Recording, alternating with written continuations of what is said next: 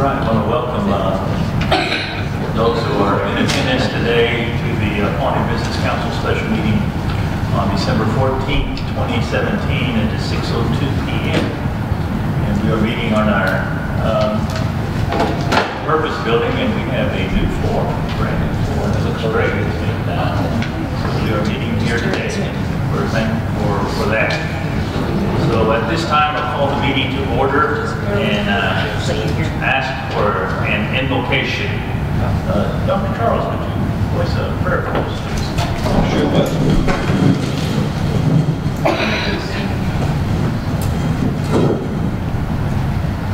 Dear Heavenly Father, we're thankful for the opportunity we have together here on the Business Council to discuss the needs of our members. We're thankful for the safe travel that is blessed with it, and we may be able to return to our homes to safety and find as we left. Pray for thy guidance and inspiration to help move the tribe forward, and for them to be mindful of those who are ill, those with afflictions, those in needs, and bless them and bless those in the military while they're away from their families. We pray for that continued guidance, and these things we pray in the name of Jesus Christ.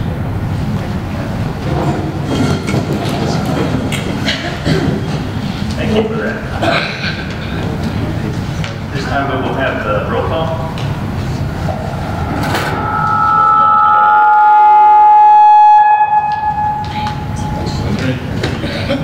Probably everyone's on too loud.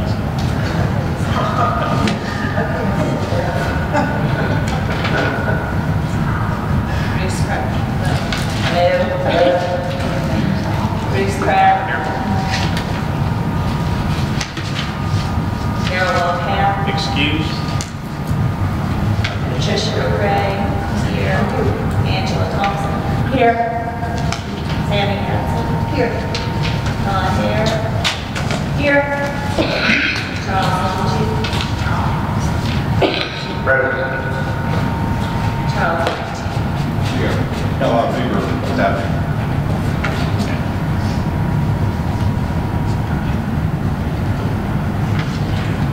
Fix it. Fix it. All right. Yeah, that's it. I think it's better. Okay, I declare that we have a quorum. Move to item number 3, approval of the agenda.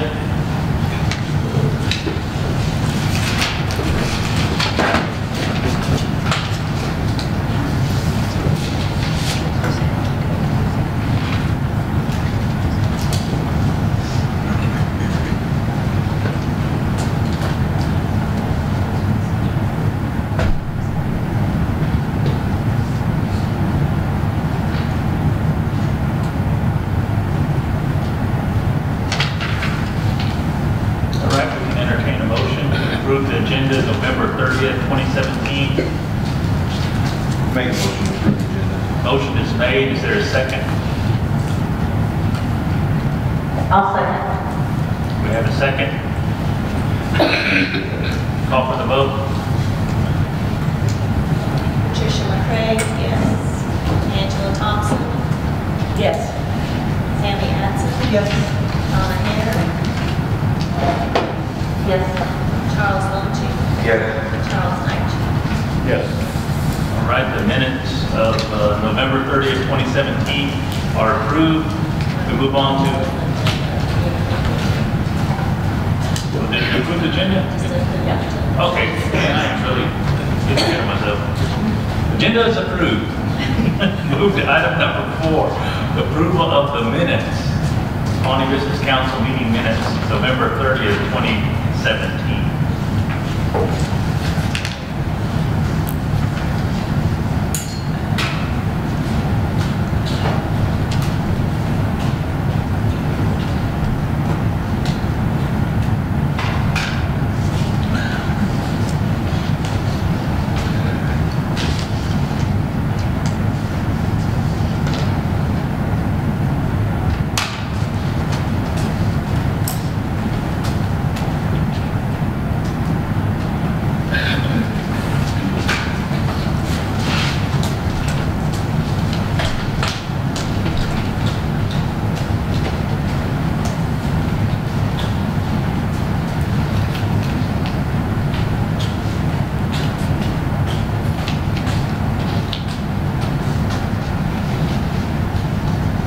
President Craig, in looking over at these minutes for November the 30th, I noticed that there's no inclination or any type of indication, unless I'm missing something, that we did not have TDC financials.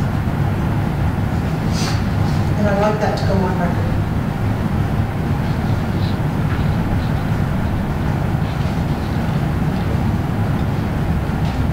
Am I missing something?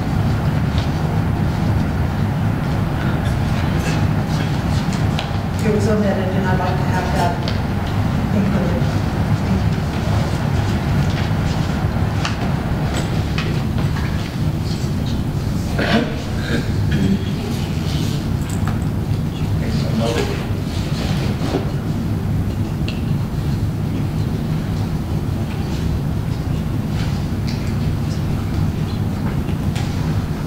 I make a motion to accept the minutes on November 30th with the addition to include that TDC financials were not included.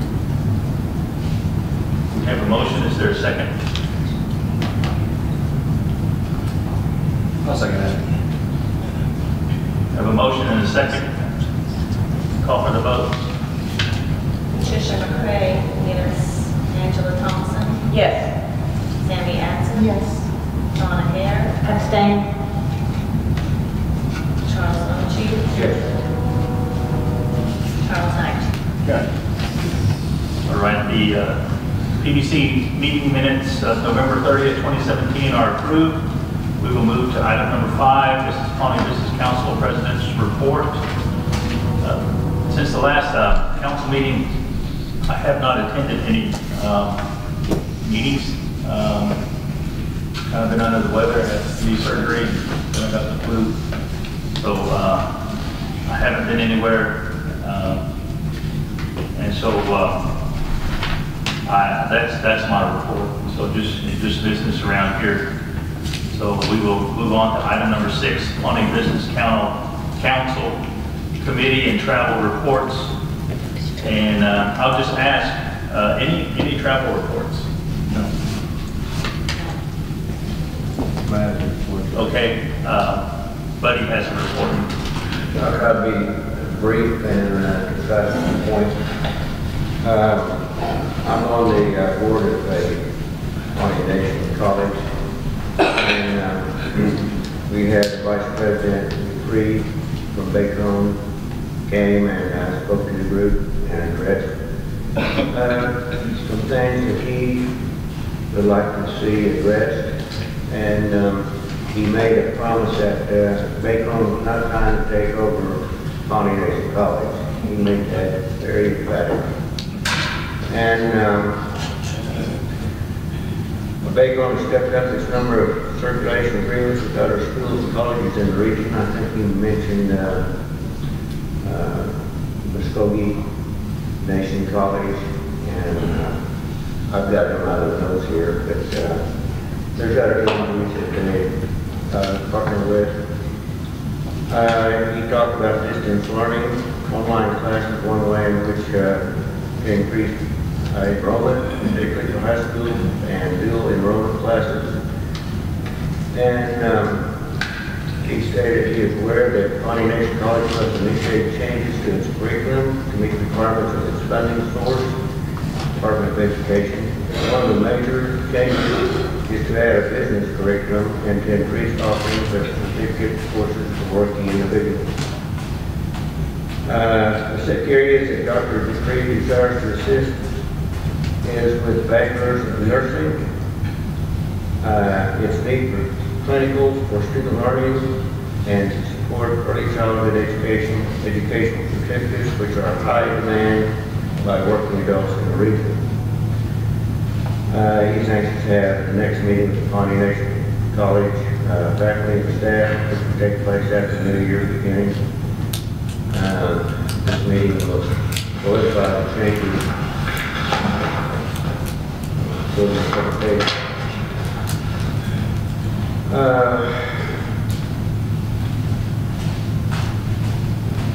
Pawnee Nation must present to the Bacon College to assist in the commission of current Higher Learning Commission accreditation standards.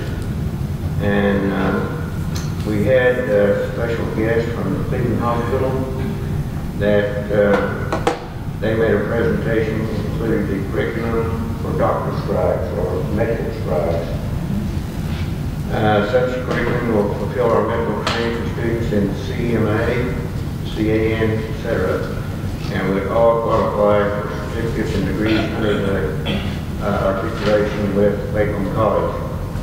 In this discussion, a representative from the hospital and Bacon discussed the networking for employment for students with the area hospitals and clinics. Pawnee College and Bacon College are going to discuss possible grants which would be of mutual service to students of both college graduates for employment in the medical fields currently provided. And that concludes my report on Pawnee College.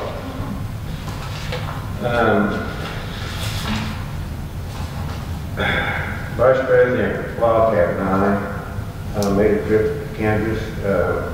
Some of the chiefs expressed a concern that there was no one from the tribal council going up there to meet with those folks. And we expressly went up there to find out what their desires were. And I had some of those, Judy Smize, I had her write in her own words what they wanted and expected from Pawnee Nation. I turned those notes over to our executive director, and basically they don't want any buffalo to leave their land. They want to be buried on their own property. They expressed a desire to have a board of directors their choosing, which would consist of, well, varying with Charles, the husband, that he said no more than 3, and Mrs. Smythe wanted 5, and those would be made up of individuals from the Chiefs Council. I also had my notes that they wanted to provide training for 4 different individuals, but spaced apart, not all at one time. And I asked Mrs. Smythe, I said, where would these individuals stay? Assuming they may have had a bunk out or something. And they said, well, the tribe would have to provide a mobile home, and I guess everything that goes with it, septic tanks, and I didn't see any electricity there, but I'm not saying they don't have electricity. They would have to have water access to a mobile home, and I assume they don't have any natural gas lines. She cooks on an old wood stove. That is amazing. And so that would require propane. I don't know, I didn't ask how close the nearest schools were, because if anyone had children, that would be the ranch manager, how they'd be transported to school, or whether it'd have to be driven over, by the parents. That basically covers everything. It was a good relationship. We teased Daryl afterwards. I said, look, I thought you were going to give her a big hug and kiss. Well, you did. Not kiss, but hug. And it was a very congenial meeting. And I thought we covered a lot. We went over the details of training somebody to operate the farm equipment. We went over the situation of, they expressed that it had to be grass seed that would be seeded. We went over problems that might arise out of drought periods and how it would affect the calving. It could drop as many as 20 calves per year. Any other questions? I've just about covered everything. I have a clarification. I know, Bruce. Yes. You said they wanted a board of directors. You said no more than 3, but then you mentioned 5, and they wanted the Chiefs Council to be that board of directors? Is that That's correct? what she said. Okay, so, but, And she also said no buffalo were to leave their land. okay, yeah, I got that. Okay. And they want to be buried on that property. And How many acres are we talking about again? somewhere over 300 acres. 362. 362.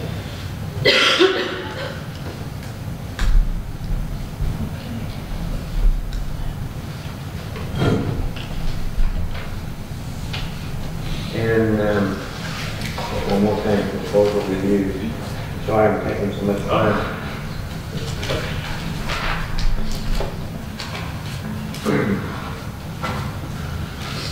In the proposal review, the first thing we addressed was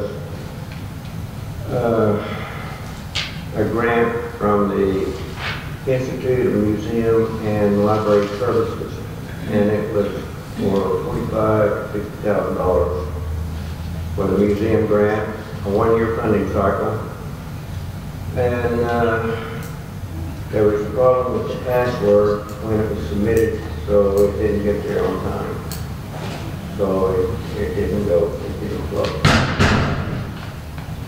The next thing, Matt Reed gave us a great presentation on the American Battlefield Protection Program. He didn't go into any details about how much the grant would be for, but he wants to do field research on Master Canyon, that battle between the two of the Pawnee up there. And I thought he did a great job presenting that. The next item was the agricultural grant, USDA. What was expressed was it would entail 80 acres between,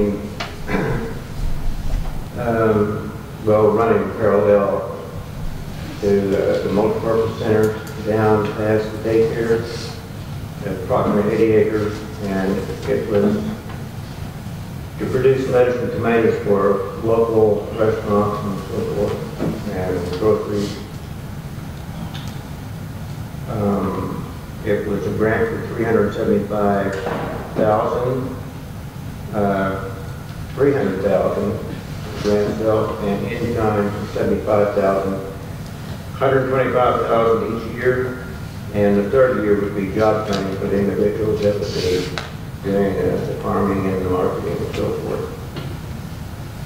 That ends my report. On the 80-acre, the ag grant, you stated there was $75,000 in in-kind. Is that in-kind cash? Salaries and office space or whatever. Okay, so no cash? Pardon me? No cash? I didn't get into that. I didn't know. Okay. Okay. All right, thank you.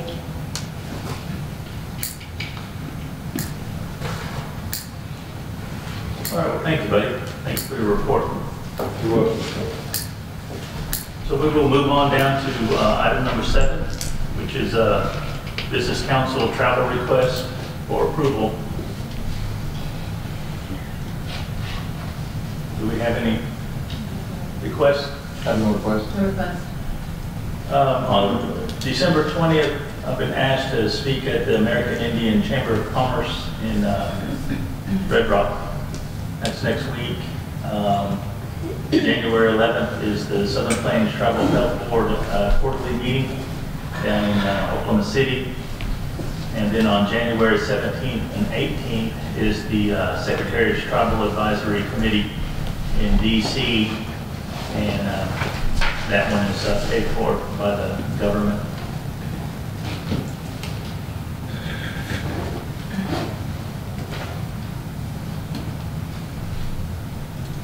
Any other requests?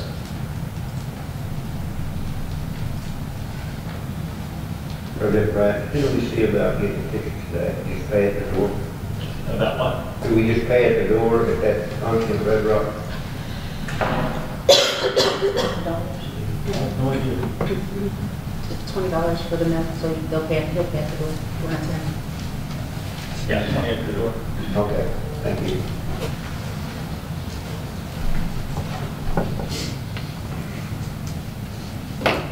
Entertain a motion to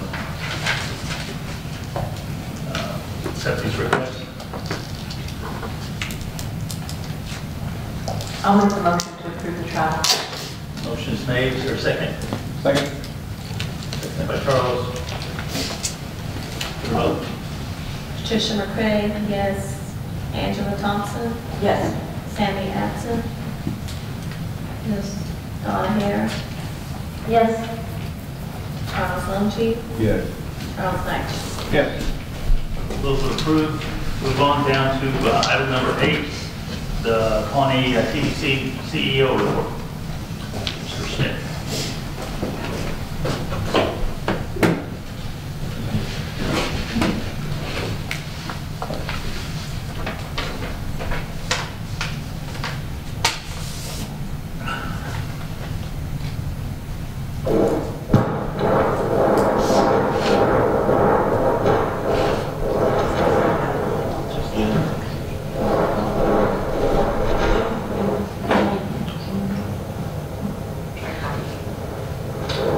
Good evening, everybody.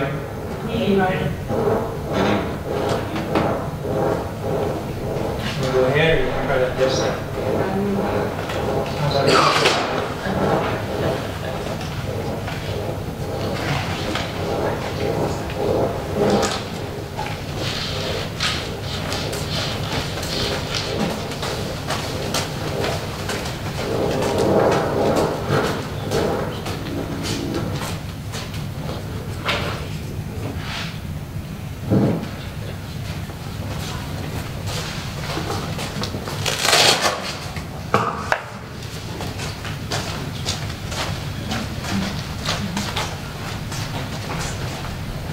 Okay.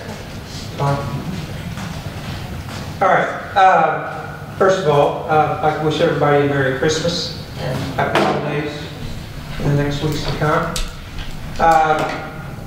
Last time I was here, we reported that financials weren't done. The reason that they weren't finalized because it was when the day that they arrived on my desk, I noted that 2 of the facilities, something was wrong. And what was wrong after having the time to go back and look, the fuel margins were not correct, and so I had to go back and research what was going on. So in doing so, I'm going back and contacting the accountant and researching it. We found where there had been a billing error that had been going on since August. And the issue had been that the normal process where the management of the stores downloads invoices off online from our fuel provider, the fuel provider had changed the format and what they were entering under that tab on their website. And so unbeknownst to the managers, they were double entering the credit card credits. And so it appeared to them that the credit card was a fuel credit. So the credit card was being entered double, credit card credit. And so through that, it caused a underbilling of about $51,000 from August through when that was caught at the end of October. And so that was the reason they weren't done, and that was what was found with extended time. So with that, in talking about percentages of how October compared to the last 12 months and also to the previous month of September, cable games showed a nice increase of 5.86% in revenue when compared to October. As you recall, October was one of our best gaming months that we had had before the expansion and since the expansion had opened up. Overall, gaming revenue was up 10.36% when compared to the previous 12 months. However, as outstanding as September was. October, when compared to September, was down almost 17% in gaming revenue, and that was greatly due to at Stonewood. The convenience stores beat the 12-month average by 14.7%, and they also were ahead of September at 1.88%. Food and beverage also beat the average by 6% for the rolling 12 months, but was down 7.5% when compared to September. Screen printing fell short of the 12-month average by 5.37% in revenue, but was 20% ahead of revenue from September. So that's basically the percentages when compared to the rolling 12 months versus, and also compared to the previous month. So all in all, the overall revenue for October was down when compared to the month of September. Once again, that was greatly due to the drop in revenue at Stonewood. The $51,000 that was found as under billing was booked in October, and so that affected the EBITDA number greatly. The EBITDA number was right around $15,000 because of that $51,000. Actually a little less than $15,000, $13,430 to be exact. That we are still allowed through the BOK agreement to do a distribution for October. However, for November, the financials are never done this early in the month, but the EBITDA number is showing a nice improvement, obviously, from the month of October. You know, the biggest problem in revenue over the last several months is the lack of increase in revenue at the expansion of Stonewood. And in evaluating that and where Stonewood needed to be, not only have we been looking at the revenue side of Stonewood, but we've also been looking at the operating expenses of all of our facilities as well over the last several weeks. And there's several areas that I'd like to talk about. First of all, in order to get Stonewood numbers where they need to be to get the distribution back to where it needs to be or where it was before the expansion, we need to have an increase of 20% of activity at Stonewood, or 20% in coin in. And so the task upon us is how to gain that 20%. I've gone back and I've looked at our top 100 to 150 players currently, as opposed to what our top 100 to 150 players were before the expansion. And the eye-opener in looking at that is that those names have not greatly changed. In other words, there's not been an influx of new customer base. Basically, it's been the same customer base as before. And so that has to be our goal, obviously, is to reach out and grow that customer base. And so we have tasked marketing with that goal and reaching out and growing that customer base over the next couple of months. And our goal is to increase the activity, the coin in, at Stonewood by the end of the first quarter. Now, along with the marketing tool of that, you know, the marketing's job is to get them there. Okay? But it's the casino's job to get them back. And what I mean by that is, my opinion, you can't always rely on having that special, if you will, in order to get the customer there. I mean, that's good to get them there the first time. You would hope through the facility and the customer service, they would want to come back. And so one of the things over the last couple of weeks has been, I have seen some very disturbing, if you will, examples of very poor customer service. And so that has not gone over well with me, obviously. Our goal is for our facilities to be known as reliable customer service. Not sometimes, not most of the time, but good, reliable service. And sadly, I think we have failed of late in some of that, especially by some of the examples I have seen. And so those meetings have been held here of late, and making sure that everyone knows that that is not acceptable, and working on what we need to do to improve that customer service. Also, in analyzing this, we've been looking at our operating expenses and what can we do to decrease our operating expenses. So one of the tasks we've taken on is to have a staff analysis of every one of our entities and every one of the departments within that, in those entities.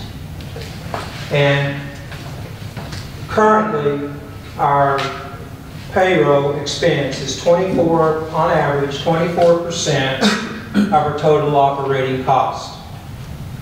Over the next few months, you're going to see with the changes that we have made, and by the way, that's without a reduction in force, or without hirings or anything of that case, you're going to see that the payroll expense drop. Our goal over the next 3 months is to have that percentage down to 19%. That alone is going to help with a savings of approximately 22%. $22,000 per month in savings in payroll. Also, what we have looked at as one of our major costs, we currently spend about almost $500,000 annually, the corporation does, in health insurance premiums, and in the corporation's part of the health insurance premium. And so I don't know what the nation has been told to look for next year, but what we're starting to hear now is to expect a 15% increase in insurance premiums. So we've gone back and looked and seen what we can do in that regard, not only to keep from having an increase of 15% to our insurance premiums, but what could we do to possibly lower that? And one of the ways that we are seriously looking at researching is to become self-insured. And so basically with the self-insured program, the corporation becomes the insurance. There's still a lot of things to look at. There's still a lot of questions to be answered, and we have meetings next week on that. But the potential there is to save 25% on the corporation's premiums. And the thought is, if we can get this put together, and is that perhaps it's something that can also be offered on the nation's side, if the nation is interested, as a savings also to the nation with their employees' premiums. A lot of things to look at first there. It's the very beginning, but what we've seen and heard so far, it looks like it's definitely something to be researched.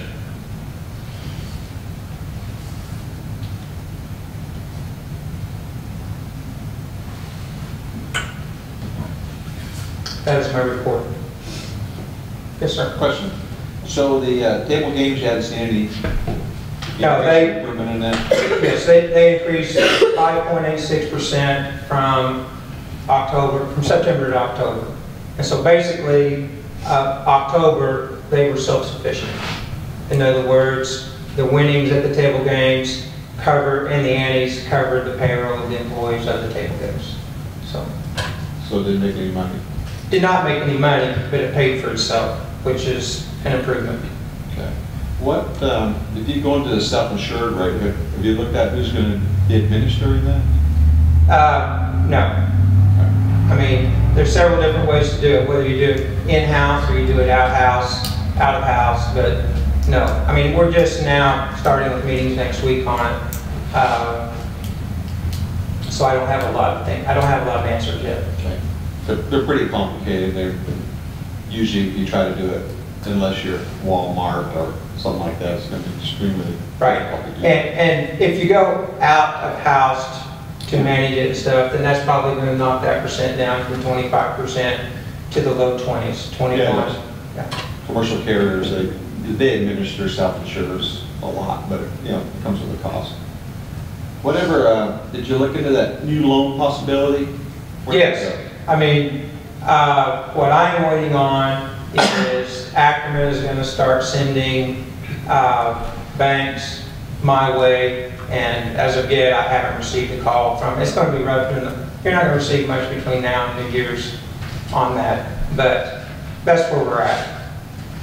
So say you get marketing gets involved and they make a big push, and you don't see any change or improvement. In my mind, that would mean that they went in the wrong direction. So at what point do you get outside consultation or whatever to figure out what you're doing? On the marketing level? Yeah. I would So say... you got the mandate marketing, you need to really get out and get new bodies in there, and you're going to try to change the experience so people want to come back. So in 2 months, absolutely nothing changes. Then I would say anytime. I agree. They didn't do the right thing or a good job. So do you ever consider? Yes, and we've outsourced some of that before. Back in 2012, 2013, back in those days, we were looking to grow 25%, and that's one of the ways we did it. And it helped? Yes.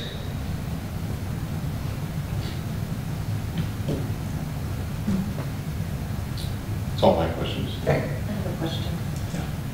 Roger, you had reported out that the payroll expense will be dropped, will be decreasing, but without any rift or firing. How? All right. Some of it was just looking at areas and where some departments have gotten into some habits of overstaffing, or maybe the crossover on shift change overlapped an hour when it doesn't need to overlap an hour. Then we also had several job openings posted that with shifting some people around to some of those openings and stuff, we were able not to have to hire those openings. That's all right. I have a question. Mr. Smith, did we get any financials emailed over this month? I just looked at my email. Did we have anything? I've not seen anything. No, you haven't, and No. I do not email financials over until they go to the board and approved. And we have our meeting on Tuesday the 19th. So would it be appropriate for you to kindly give us a written report? Because a lot of times things are changing and they're very fluid, and I'm writing notes, and I want to make sure that, everything's accountable. Okay. Yeah, and that's one of the things I hope the board and the council will discuss at their joint meeting, is what they want reported from me. Because from what I have been told through the years to report on the council, and things I hear now are not the same. And so it would help me out in knowing what is expected in a public report. Because the fear has always been not to hide anything from the people. The fear has been that anybody can watch the YouTubes, competition can see the numbers, competition knows what we're doing, those type of things. And so just tell me, and I'll gladly do it. So. Do you know what the ratio of employment is right now relative to Pawnees being hired, Native Americans being hired, and then non-Native? Not off the top of my head, I don't know right now. That's going to be an important number too. Sure. That's all I have. Roger. I want to thank you for looking into the customer service on that. Yep. Anything else? Excuse me? I don't have anything else. Okay. Thank you. This time we will have our ED report.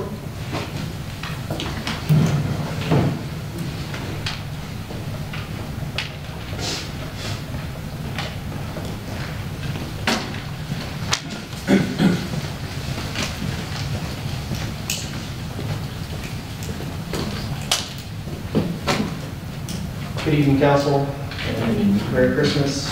Getting ready to get the holidays in. The staff is excited. It's been a long year, but it's been a good year. It's been trying, it's been taxing and challenging at times, and we still have some challenges to face. But the staff is up into it. We're ready to keep moving forward. We still have, as far as like big picture stuff for the nation, we still have our litigation efforts.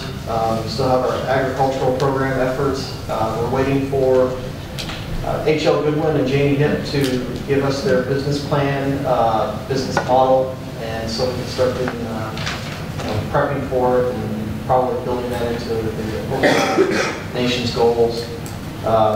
They asked for some data, we provided them with data, and so now they're going back and writing it. We're looking for something pretty spectacular. Earthquake renovations are done. VA agency building, or building 1, on a separate thing, we've redone the bathrooms in there, put a new vanity, new commode.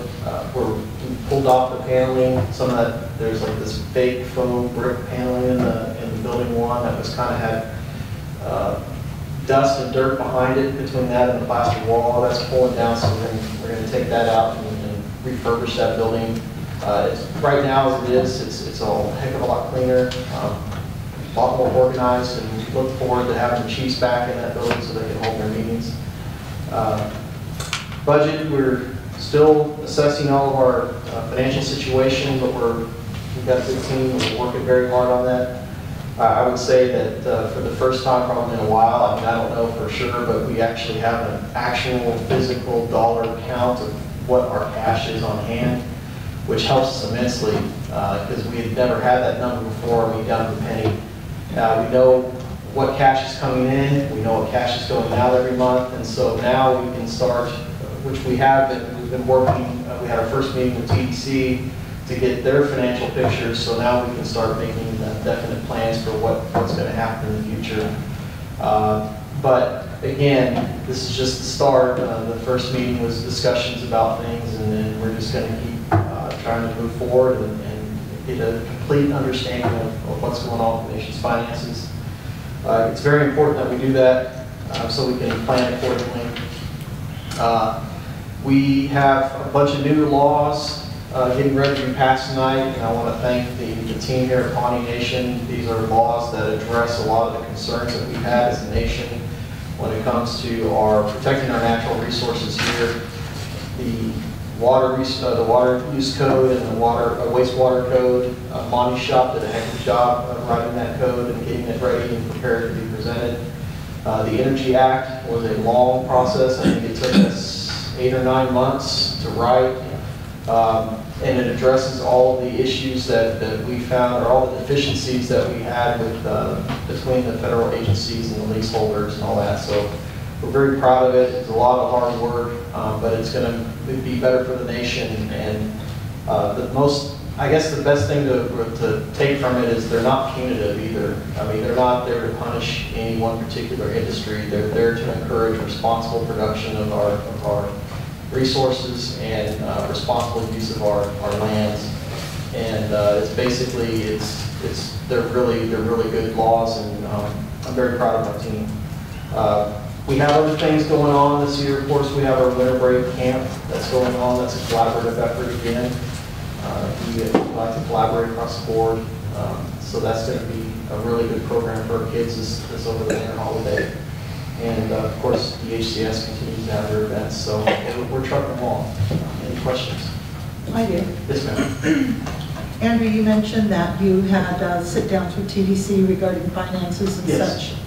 It would be really nice to have that forthcoming to us as well. I mean, that's the whole gist of my irritation, is that I don't know what money we have and what we don't have.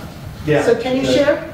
I can share it. Okay, I like Yes. that. Yeah, and it was, the first one was Wednesday or Tuesday. I mean, this is exactly why I'm asking for accountability, and you're able to get that. Yeah. I don't get it. Well, we got a snapshot. We got a snapshot. We're getting more than I've got. Okay. Yeah, I can write a report. Yes. I love that. Yeah, absolutely. Because it does tell us what we're trying to do. here. Well, absolutely. It's part of running the business, right? Best practice. Absolutely. Thank you. Yes, sir. On this bison ranch deal, is there any kind of long-range plan developed yet? As far as who's actually going to be, who has the authority to oversee, make decisions, all that kind of stuff? I mean, it just sounds like there's a whole bunch of people involved, and when they die, I hate for that, just to see all those bison just starve or wander off. Well, we're desperately trying to get a plan in place, and one of the first things that we did was get a budget together, because we had to go research what we even paid a bison range manager for those things, or what we paid somebody, and that takes time, so we built that budget, and then you have to build in a training cycle, and then you have to find other funds to support other activities there, like just the infrastructure that you need. So it's working towards that direction. I mean, we are working towards the direction, but as far as like, if we had the bison tomorrow and everything is gone, we probably wouldn't be completely prepared. I mean, we would have to scramble to find resources, but. Because we heard tonight that somebody's going to have to provide a place to live and all that stuff. But my understanding is these are pretty old people, so you don't know how long they're actually going to be around, right? Well, I think that's why it has to be, what we've been doing here, which is a very disciplined kind of approach, finding out all the information before we just rush in and do something that might harm the animals. I mean, I've said this to other people to do, that if this was just a simple land transaction, it'd be a lot different, but the animal complicates things in a good way. I mean, I'm not saying it's a bad thing, but we have to ensure that when we take over responsibility for the animals, that they don't end up dying on our watch. I mean, they're precious commodities, and so from a nation's standpoint, we have to have the infrastructure in place in order to get that done, and we're working on it. And that's part of our ag plan we've been working on for a year, because we already, before we even heard of this, we had already determined that we were going to put bison back on a big pasture, Right. and so we're still working towards that area. So now we're just kind of shifting the effort from local maybe to Kansas. So it takes time, but it's being worked towards. Yeah, I just hate for, I understand they're kind of elderly, and if they died before everything got in place, who would actually have the authority to be in charge of making decisions regarding the land, the bison, all that kind of stuff. Yeah. All right, thanks. Yes, ma'am. Andrew, what's the status of the other bison project? It's moving forward. The other individual that we were working with, Mr. Burgess, is in negotiations right now with some processing plants, and that takes a little bit of time. A lot of processing plants don't like to accept bison, especially bison from the national parks, because they're afraid of the brucellosis boogeyman. So he has to convince them and work with them to get them to sign contracts and get that in place, because the other issue that we have with processors is they won't do boutique stuff. So if you're just doing like maybe 50 head or whatever a year, they generally won't sign a contract with you. So they have to be big time contracts, because they can't run bison and cattle through a processing plant at the same time. They have to run their bison through and then stop and clean it and then run their cattle through. So these are negotiations efforts that he's undertaking. Yes. How many more burns you have to do on the land? We have to do 3 more burns. Okay. Yeah, well, I mean, the NRCS recommends 3 more burns. So after we did our burn up there, we have tons of native grass up there. It's actually a beautiful pasture. It's big blue stem, little blue stem everywhere. Very thick. I think you can support 32 animal units without any supplemental food whatsoever. So I mean, it's really, really nice pasture land. But we're still trying to get rid of some of the cedar and some of the other invasive species, like we have Sericea and bull thistle in patches that need to be plucked out of there. So about 3 more burns, and we should be able to push a lot of this stuff out. Great, thanks. Yes, ma'am. Before I forget this one, BIA has dollars for noxious weed eradication, and we should have money over there that would help us. Yeah, we're not to that point yet. I mean, because what we have to do is we have to burn it. We have to burn it while it's dead right now. So while it's all dormant, we'll do a burn. And then in the spring, we'll do another burn when things are, right as things start to come up. Because what happens is those invasive species like the Sericea and bull thistle, they grow faster than anything else. So they're the first things that are green.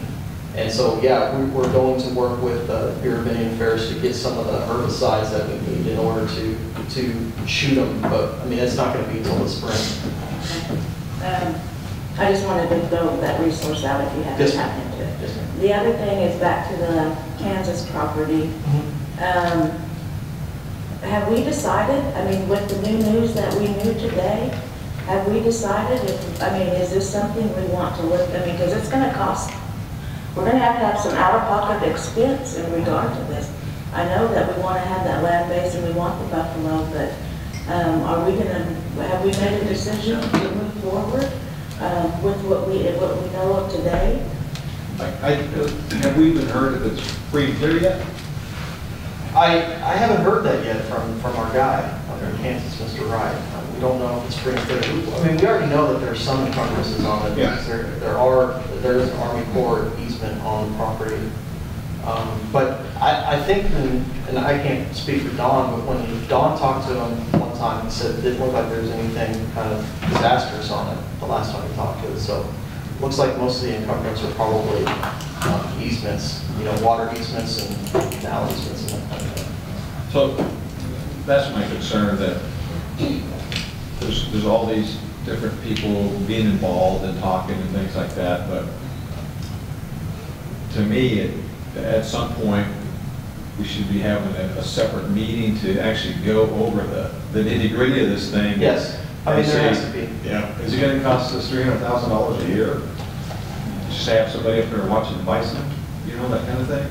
Yeah, and we need to have that discussion. I mean, it has to come to council because, and again, we found out about this in very end of August, beginning of September, and so we've been working to get all the information compiled. But I think we're to a point that I think we have enough information that we could probably start sitting down as a council and having these discussions. Great, thanks. Thank you. Thank you.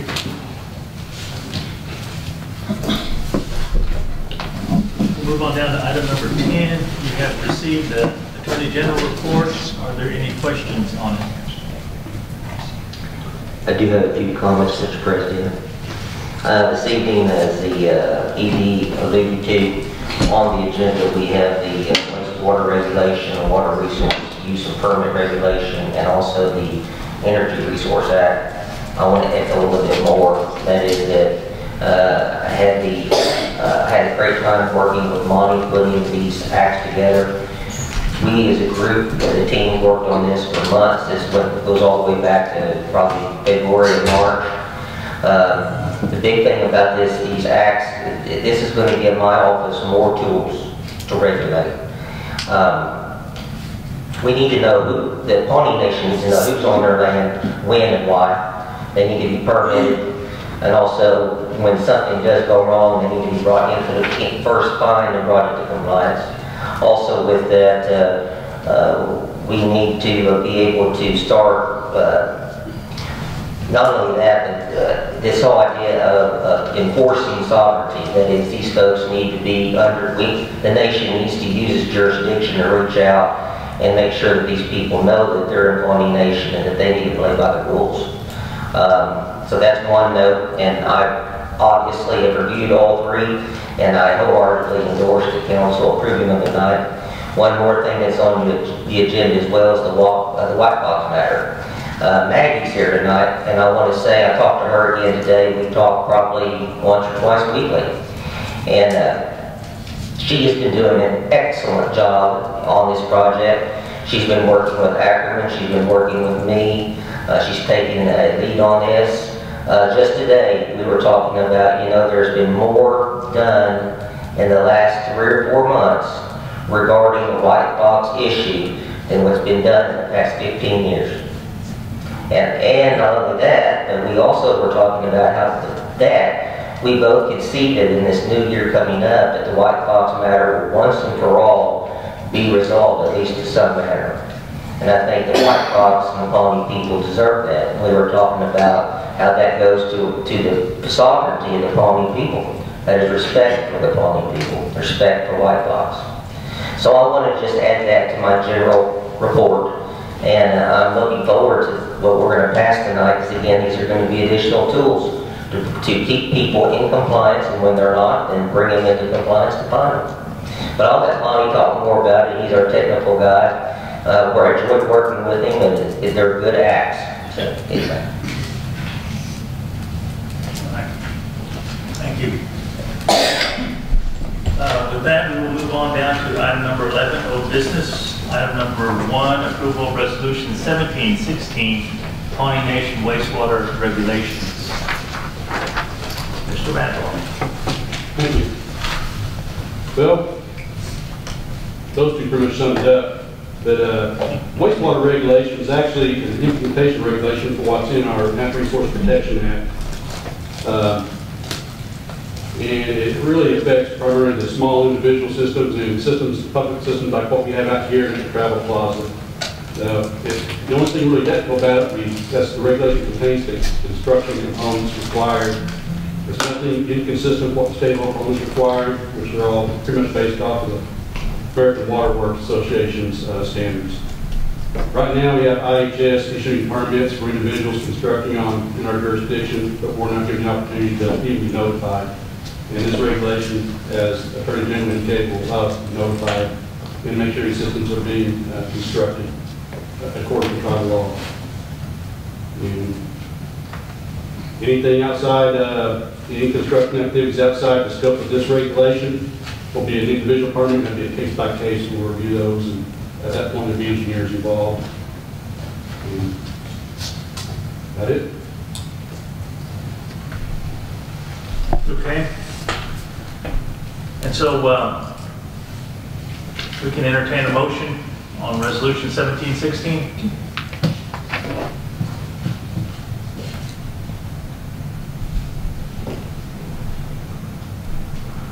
President Pratt, I'll entertain that motion.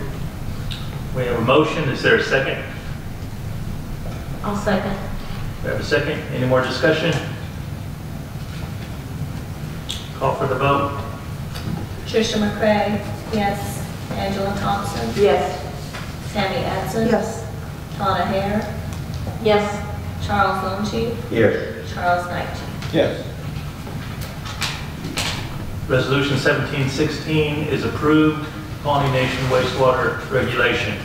We move on to item number 2, in old business, approval of resolution 1717, water resource use and permit, Title 12, Chapter 15. Okay, Chapter 15 is a new chapter in our Natural Resource Protection Act. It deals with not water quality, but water use. We're all aware of over the last several years, we've been having a lot of water theft issues and unauthorized use of water, which is theft. And this again will capture that activity in the permitting process, and it's just outstanding to mention the resource that we have to allocate by sale or lease the water resource, or the groundwater resource. And we do prohibit, private law does prohibit, probably find the language here, but it, we prohibit the impoundment, diversion, conveyance, or withdrawal, or otherwise make use of any water without permit, and this will provide that process to permit those activities. Motion to approve resolution 1717, water resource use and permit, Title 12, Chapter 15. We have a motion. Is there a second? I'll second the motion. Any more discussion? Call for the vote. Tricia McCray, yes. Angela Thompson, Yes. Sammy Adson, Yes. Donna Hare, Yes. Charles Longship, Yes. Charles Knightley. Yes. All right, resolution 1717 is approved. Thank you, Monty. Thank you, Mike. Move on down to item number 12, new business. Number 1, approval of resolution 1776, Pawnee Tribal Housing Board appointment. Council, you have your slip of paper in front of you.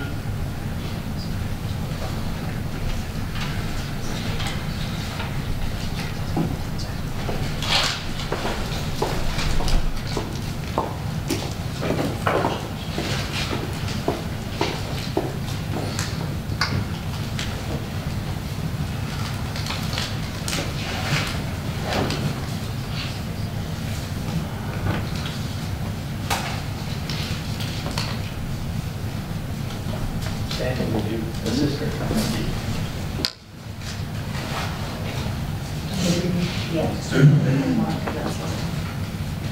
There's two candidates for the Housing Board, Francis Bronowski and Ramona Horschik. The first vote is for Francis Bronowski. The second is for Francis Bronowski. Number 3, Francis Bronowski. Number 4, Francis Bronowski. Number 5, Ramona Horschik. Number 6, Francis Bronowski. And number 7 is Ramona Horschik. 5 for Francis, 2 for Ramona.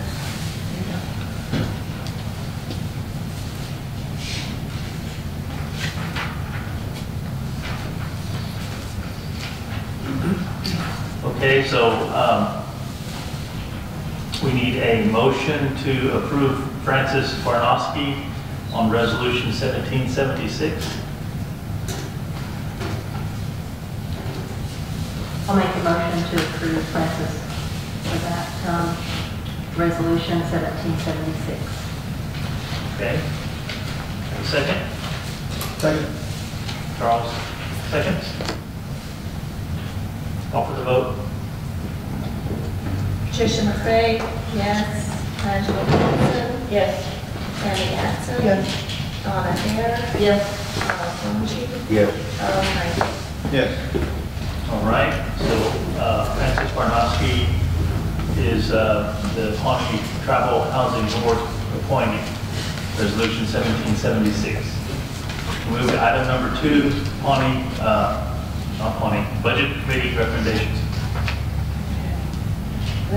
Item 2A, approval of the 2017 Department of Fire and Rescue Budget Bond number 1. Budget Committee reviewed this, and what they are doing is reducing their budget by $36,000, which will be transferred to the burial fund to cover the shortfall for this year. And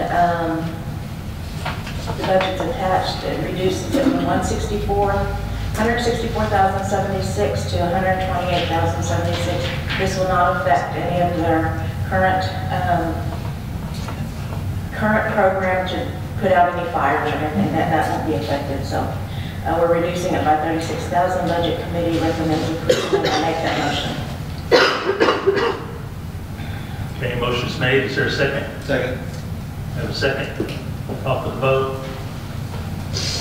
Tricia McCray, yes. Angela Thompson, Yes. Sammy Adson, Yes. Donna Hare, Yes. Charles Longship, Yes. Charles Knightley. Yes. So, 2017 Department of Fire and Rescue Budget Bond number 1 is passed. Item B. Item B is the approval of the 2017 Burial Assistance Mod 1. We're just transferring the money from the last budget mod to this budget, adding the 36,000 into the burial fund, bringing it up from 90,000 to 126,000, which covers us to date. Budget Committee reviews and recommends approval, and I make that motion. Motion is made. Is there a second? A second. Donna seconds. Call for the vote. Tricia McCray, yes. Angela Thompson, Yes. Sammy Adson, Yes. Donna Hare, Yes. Charles Longshore, Yes. Charles Icy. Yes. Burial assistance modification number 1 passes. We move to item number C. This is the approval of the, is this 2017 or 2018? 2018. I thought it was 2018. Okay. This should be 2018 non-point source budget. This is a brand new budget. We reviewed this at budget call. We weren't sure if it was going to be funded, so we didn't submit a budget. They got the award notice that it was funded in 2018, so we're adding this budget to the comprehensive budget. And it's, the total amount is $33,333. And Budget Committee reviews and recommends approval, and I make that motion. All right, motion is made. Is there a second? A second. Donna seconds. Call for the vote. Tricia McCray? Yes. Angela Thompson? Yes. Sammy Adson? Yes, however, there's typos in both of the top boxes of the form, so if this is going to go on record, I'd suggest they be fixed. Okay. Donna Hare?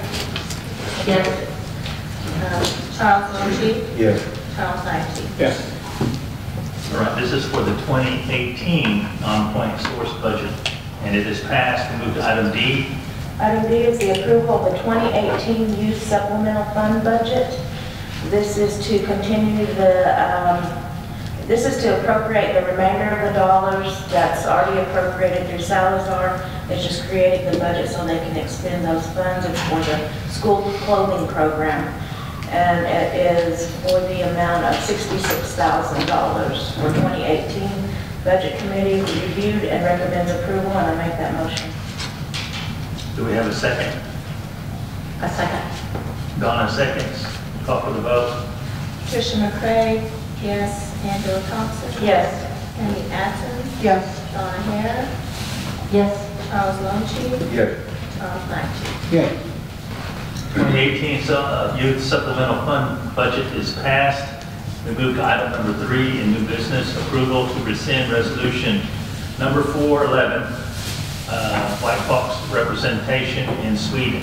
Mr. President, the reason that I'm asking the council to revoke this is the nation needs to speak with one voice. There are 2 individuals in Sweden who in the past have been, I guess, delegated authority to speak on behalf of the nation.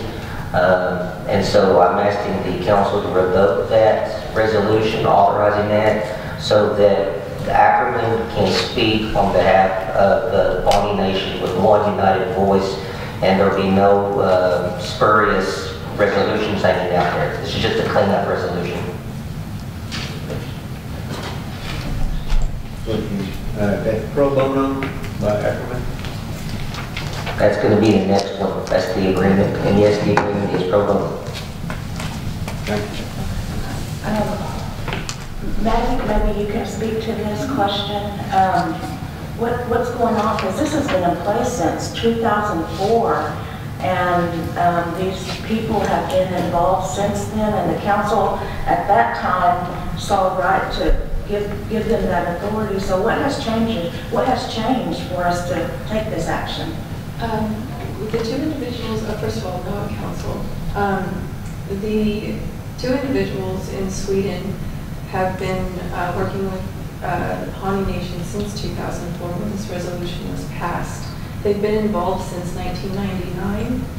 And I think the biggest thing that has changed that I can see, and please understand I've only been in this position as NAC coordinator for a year, from what I've seen, is that there hasn't been a lot of progress. There's been a lot of stopping and kind of starting, and my biggest concern is there seems to be a little bit of, I'm not sure how forthcoming they are. All communications, they're adamant, need to go through them. And so we would rather work with the institution ourselves instead of having a middleman when we really, it's just, I don't think it's necessary at this point. We've come a long way. Okay, so it is your recommendation that this be overturned and that all I guess, anything related with their doings with the white box repatriation is to cease after this resolution is rescinded. And you and Herb are on board with that? Absolutely, yes. Okay, thank you. Yes, the nation needs one voice, and that's going to be Ackerman. That's the whole thinking behind this council.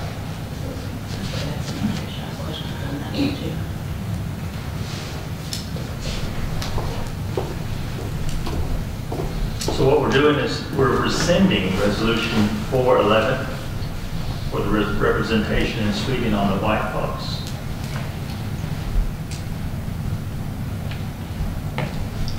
Yes. Is this an amicable situation? I think I'll have Andrew or Don answer that. I think it's as amicable as it can be. I don't think there's anything negative, believe it or not. But the thing is what this has more to do with is just inaction. That is, that this has been going on since 2004. Maggie has said it right on the dot, and that is there's been a lot of stop and go. Also just a lot of blurring in some of the statements and promises that I've heard at least. And I don't think there's any ill will behind this at all. It's just that the nation has decided that it just wants to go a different direction, that's all. Okay, thank you. I have the same questions that Treasurer Thompson had. Could I add one? I will say that our two representatives, Eva and Lewis in Sweden, have always said that they want the regalia of White Box to come home on behalf of the Pawnee Nation. They've always wanted what was best for the Pawnee Nation. And so I don't think that I second Dawn saying that there isn't any ill will. They want what's best for us, and they want to bring this home for us. So. I would just hope that we convey our appreciation for what they've done. So. Yeah.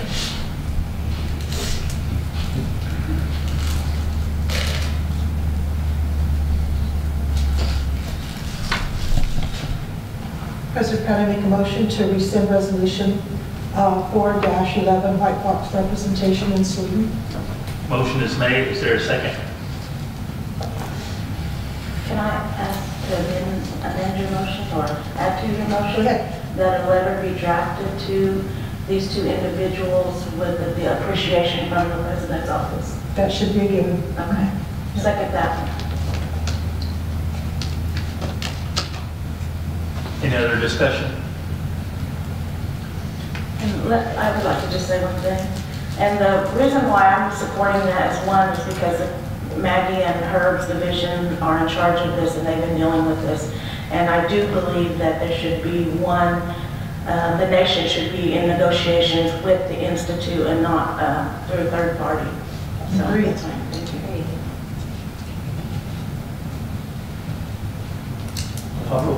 Call for vote. Patricia McCray, yes. Angela Thompson, Yes. Sammy Adson, Yes. Donna Hare, Yes. Charles Lonchi, Yes. Charles Banshee. Yes. So that resolution 4-11 is rescinded by the vote of the PBC. So we move on to item number 4, approval of White Fox agreement with Ackerman. I have a question on this. Why are we seeking another attorney to handle this instead of the AG? Ackerman approached the nation about handling this pro bono, and there was a consensus among the staff that we would delegate this out to them to do this pro bono. Also, Ackerman let it be known to the staff and to Andrew and I that they had contacts in Sweden who could help thaw the ice and make this go quicker. I do not have contacts with the King of Sweden. They do. What staff? When you say staff, who are you speaking of? I'm speaking with Andrew, Okay. and I often do that, especially when it comes to important issues. Okay. Well, I know this is pro bono, and I read the engagement letter, but we still would, there will still be out-of-pocket expenses for traveling. If they have to go up there, all of their out-of-pocket expenses are a part of this engagement, which could rise to a level. Sweden is over in another country. There'll be no travel to Sweden. If there's any travel, well, there will be no travel to Sweden. There might be travel, there may be travel to Washington DC, because that's where Ackerman intends to file this lawsuit. And they intend to file a lawsuit in Washington DC because that's where you want to file this in order to get national attention, because this case deserves national attention. Well, I'm just concerned about the out-of-pocket expense and how much it could, because it doesn't say that travel will not be a part of this. And I deal with attorneys for my own business, and they bill you by the minute. So, and it could, you know, the out-of-pocket expenses is email, faxes, things like that cost, you know, copying, things of that nature can be in excess. And I thought that's why we have an attorney general. I understand the contacts and things like that is probably a major issue too. But I don't know. We pay an attorney general to handle our business, so that's where I'm at. Question. Is there any problem with getting a written letter stating it be entirely pro bono? No problem.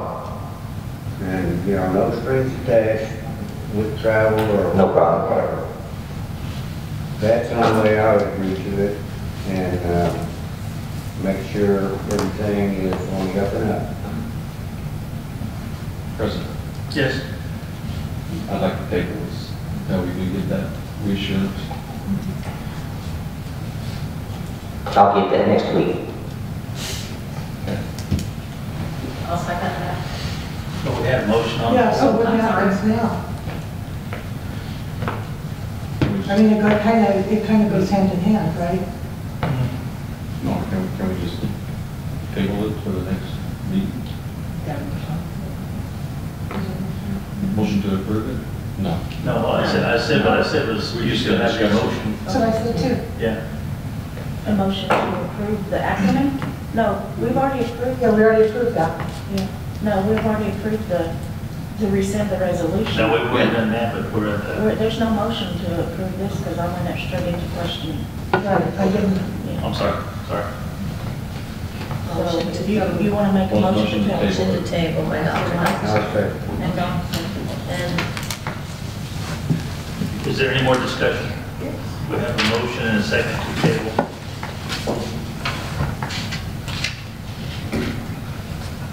Call for the vote.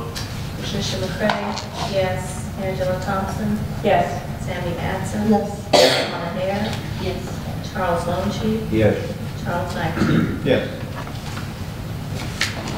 White Fox agreement with Ackerman is tabled.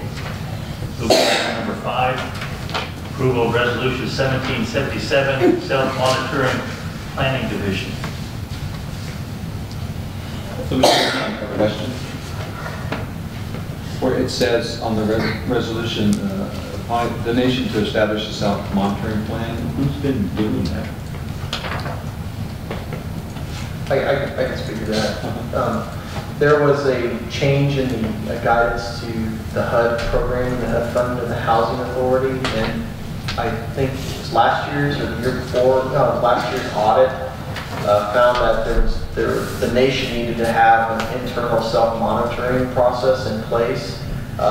Previously, it's only been through the board that's been monitoring, but now it's the nation, which is great for us. And so we can get that process in place to do all the kind of monitoring the Housing Authority. How can we monitor something that we have no authority over? I mean, we have no say about the housing. All we do is approve their budget, and now we're going to say that we're going to do self-monitoring? I don't know. How's that work? Well, I think it works just by, having somebody from the government have oversight, not oversight. But we're not overseeing anything, Andrew. Yeah, well, these are regulatory requirements, and I don't know why. First of all, I don't mind it because right now I don't know anything that goes on in housing. I know, Right? my point. But this gives me the opportunity to kind of open that door and get in there. Well, you know, I firmly believe that housing needs to be under the tribe. It needs to be, should be falling under here. So we have accountability, so we know what's going on and we can speak to it. So, I'm sorry? Absolutely. So I'm just saying, you know, it needs to fall, it needs to come underneath here and be just a division of the nation. So we're going to say that we're overseeing it, but are we really? Is it just to smooth over HUD so that, you know, the house funding keeps coming in to something that we can't even account for? To answer your question, yeah, it's to smooth over the requirements of the regulations that NAHASDA requires from HUD. I mean, that's why we're doing it. Right. But to me, the benefit is until we take the housing authority over, which is a decision, I mean, the council makes. Sure. Until we do that, it gives us an opportunity to have at least working knowledge of everything that's going on, which is a benefit to me, because right now I don't know what's going on. So now so if this is approved, what does it allow you to do? Well, it allows me to view all their records, their financial audit statements, and everything else. But this is the thing that we have to take into account. This is required by HUD. I mean, it's not a choice for us. I understand. And I think it gives us more authority to do so. I kind of do too. And it's something that they are requiring, so they're for us having that access, in my opinion. So I think it strengthens our position to be able to do. We just need to be able to. We just need to. I'm just asking, you know, I mean, why are we having to go through all this when we can't even get anything out of it? Well, we need to act on that, you know what I mean? Absolutely, and we're going to. Yes. But I really, really firmly believe that we can just do so much more if we had. Sure. So this is a two-parter. Yeah, it's a two-part. Yeah. Got to get this going, then work our way back. Yeah. Okay. It's a requirement. Mr. President, Mr. President, if I may just offer a suggestion, I think it's a good step, Sammy, to go ahead and do this now. Yeah. But this other issue of the tribe taking over the housing authority has been an ongoing discussion. So I would advise or suggest that the council look at directing your staff to determine the feasibility and the steps that the tribe would have to take to assume responsibility for to take over the housing authority. Yes. And bring it back to you all and then discuss whether you want to do that or not. And if you want to do it, then you can make a motion and you'll know the steps it's going to take for you to get there. But you got to act. Yeah, that's right. Thank you. I appreciate that. Yeah, and I just think that it's best to have everything in a general fund. You know, just put everything in the general fund and let's put people on budgets and be great. Thank you. Councilwoman Harry, I dealt with her back in 1996 when I first started. I went to a series of meetings with giving the tribes the opportunity to take housing back over. And Pawnee Nation, I understand, passed a resolution to do that. But I'm not sure, you know, there needs that give the authority to provide need reviews and things like that. That was back in '96. Wow. You know, I don't know if you remember. I remember some on it, and I think that what had happened is the council at the time just went ahead and designated it to be the designated housing authority as it was. There was monitoring, there has been monitoring, and at one point, I believe that there was some council or tribal on the monitoring too. And it never really materialized, you know, into having, but it was to look at, you know, all their systems and everything. So this is along with, this goes along with what's pretty much had been set up a couple decades ago. Okay. Okay, so we can entertain a motion. I make a motion to approve resolution 1778. Second. All right, call for the vote. Tricia McCray? Yes. Angela Thompson? Yes. Sammy Anson? Yes. Donna Hare? Yes. Charles Bonji? No. Charles Knight? Yes. All right, resolution 1777 is approved. We'll move to item number 6, approval of resolution 1778, Pawnee Nation Energy Resource Act.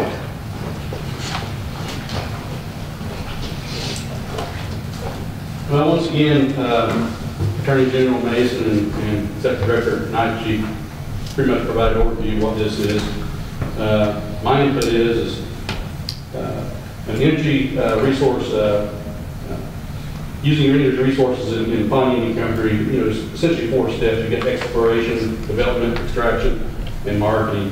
And each of those steps are a series of decision-making and discussion that goes on with that. The Department of Interior allows the tribe to be involved in that process, but we really have kind of mechanism to allow us to be in that process. And this act will give us that process, opportunity to authorize these permits and also provide oversight and enforcement on the performance of the permits issued for all phases of energy development in Union Country. Questions? So if a wind energy corporation comes and approaches you all to, or who would they approach? It would come to council to make that decision, or does this act give staff the authority to enter into those agreements? It's council. No, it's not about agreements. This is not about agreements. What this is closing a loophole. Right now, the feds are the ones that, when they permit an activity, they're supposed to do NEPA, correct? They're supposed to do an environmental assessment. That's initiated by the Bureau of Indian Affairs and the Bureau of Land Management, and they're the ones that are required to get the tribes involved. What this does is it puts the onus on those producers to provide the documentation to the tribe. So this closes that loophole, and it solves kind of one of the biggest issues that we had in 2015 and 16 when we didn't know what was going on. But it has nothing to do with approving contracts or any of that stuff, because what we didn't want to do is we didn't want to infringe on the technical side of things, but that's what the BLM does. And we didn't want to infringe on what the BIA does. We wanted to just kind of fit in the middle where we were losing all that information. So BLM is still going to be the technical advisor. They're still going to do the applications for permits and drills. They're still going to do all that stuff. And the Bureau of Indian Affairs is still going to approve the leaseholds and approve the mineral sales and all that stuff. All we're doing is we're putting the onus on the energy producers to come to us and provide us with that source documentation, their reports, their environmental assessments, and basically permitting their activities so our guys know where they're at. They can go out and inspect the sites, because we have other laws too that not necessarily pertain to oil and gas specifically, like water and all that other stuff, but until we have eyeballs, until we know what's out there and where they're at, we can't go out and enforce our laws. So this is a mechanism for that, and it's a very important mechanism because we've had that kind of void there for a long time. Andrew's right, it closes a loophole, and it's a big, huge loophole, because one of the key things that has been from the very beginning, one of the key problems from the very beginning is lack of notice. And in many ways, this is a notice statute with some muscle behind it. And also it authorizes our people, the technical people, to take a good hard look at it. And again, it's one of these additional tools in my toolbox to work with them to make sure that there's proper notice. These days of people showing up on people's front door or their back patio with their drilling rig, I'm not comfortable with that, and I want those days to end. Thank you for the explanation.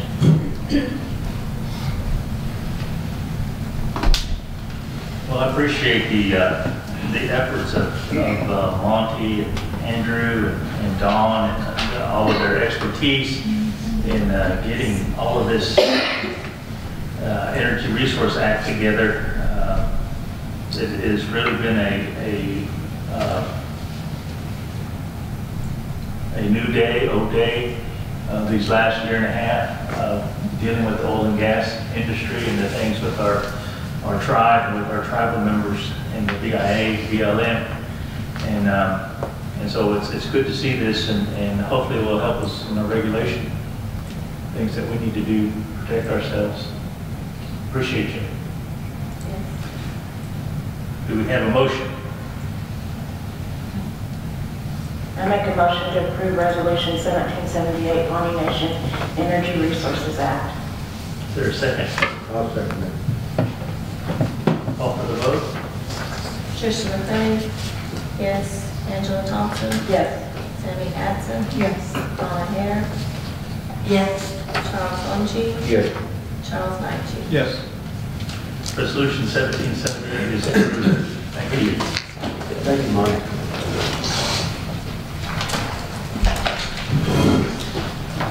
Move to item 13, open forum. Oh, No, it's not the same. oh, okay. Is for open forum. I should have asked Andrew during his report. Have we received any response on our Shalaka letter? The letter we have? The letter you wrote, have we? The comment, no, the comment just goes to the agency that's preparing well, I found out that the Department of Homeland Security is calling it a draft comment now, so who knows what's going on. But we submitted it, changes to officially to the Department of Homeland Security, so it's there with the other tribes. Okay, thank you. Andrew, pardon me, it might be worth mentioning, though, the 5 tribes that have requested the stop. Sure, they're the 5 I mean, Shalaka and we tribes. should, speak to the camera, because people need to know what's really going on up there. Sure, we had we had a lot going on in Shalaka. Department of Homeland Security wanted to do some biological testing up there. They were going to release inert chemicals or biological and chemical agents up there to test. I forgot really that closely, but the DHS kind of bungled the process. First, they said that all the tribes agreed to it because they have letters from the tribal historic preservation officers for these tribes. But in reality, the tribal historic preservation officers were only consulted on preservation of the building. They weren't consulted on any kind of chemical or biological release, which is an issue. And even if they were consulted on it, the TIPOs can't speak to that anyway. They're not the technical experts on biological and chemical releases. But they attached those TIPO letters to the environmental assessment, basically making it look like the tribes agreed with what was going on completely. So it caused uproar up there, and rightfully so. The consultation process again was cherry picked. There's parts of it that weren't adhered to, and parts of it there were. So the tribes got together, and we decided that we were going to protest. We had a couple meetings with the CCCT, which is the Council of Confederation Shalaka Tribes. I went up to the Pawnee Nation and participated in a council meeting of theirs where they discussed this issue. And we sat down, myself, Mr. Mason, Jason Amat, Ken Delmar, and Wilson Pipestem. We sat down and we drafted out a legal strategy, how we were going to go about the comment. So we took those general outlines, and then we each went back to our tribes, and we all drafted a comment to be submitted to the Department of Homeland Security, voicing our objections with what they were doing and the process they were using. And at the same time, Wilson was drafting a letter for the CCCT to speak with one voice as well. And those were all submitted. The deadline was the 30th of November, and they were all submitted, so now they're at the Department of Homeland Security. Right now, we don't know what DHS is doing right now. We know that they're kind of scrambling a little bit, and last I heard, they were deciding, whether or not to continue to test or not. But they're, as far as like any other action, that's kind of where we're at right now with that. Councilor Axon. And Councilor Axon, I agree with everything he says, but I'm going to add 2 things, which I think lie at the very heart of this. One is, once again, we're talking about notice from the federal government. There was no notice to the 5 tribes up there, or not proper, not legal notice to the tribes, 1. 2 is, getting a letter from a TIPO is not an environmental assessment. There should have been proper environmental assessments completed, and in doing so, that should have been done in consultation with the tribes. And that actually leads to number 3, and that is that word consultation again. The federal government has their own viewpoints on what consultation is, which is not often what I think consultation should be, and that is insightful and applied consultation. That is actually talking to the Indian tribes, as opposed to just drafting a memo and mailing it to the president of the nation. So that was some other issues that I considered at the very heart of this problem, in addition to what Andrew said. And we submitted all those, and so we're waiting on DHS to respond, and of course, as always, they're being lucid and slow. So we'll see what happens. And I think it was important that we all spoke with one voice. Absolutely. Well, absolutely, I think collaboration amongst all tribes involved is really important, but I think it's important to tell people. Because I see a lot on Facebook, people wanting to know what's going on, so That's good. keeping them informed is a good thing. Thank you. Thank you so much. I just wanted to mention that I'm proud of our Pawnee Nation for moving ahead in environmental regulatory actions and passing this act tonight. And I do know, in working with other tribes, that other tribes look toward the Pawnee Nation in terms of environmental progress and as an example of how to do things. And that makes me proud and that you all did this. So thank you all very much. Appreciate you. That man right there, Monty Matlock, is highly, highly respected in our whole country, especially in the Indian world, on environmental issues. He's a keeper. No, he is.